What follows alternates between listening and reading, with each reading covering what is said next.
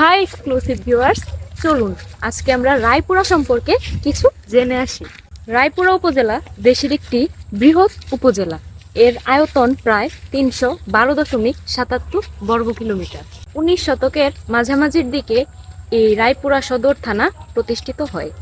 মেঘনা, ব্রহ্মপুত্র, আড়িয়াল খাঁ এই তিনটি নদীর বদ্বীপের প্রাচীন যুগের প্রথমে কালিদাহ সাগরের চর রায়চন্দনপুর ও পরে রায়পুরা নামে পরিচিতি লাভ করে। এর মধ্য দিয়ে অতিবাহিত হয়েছে ঢাকা-চট্টগ্রাম রেলপথ। ইংরেজ শাসনামল থেকেই এই থানাটি বিশাল জনগোষ্ঠী নিয়ে গঠিত। আমাদের এই রায়পুরা থানায় রয়েছে ৬টি স্টেশন, যা দেশের অন্য কোনো থানায় নেই।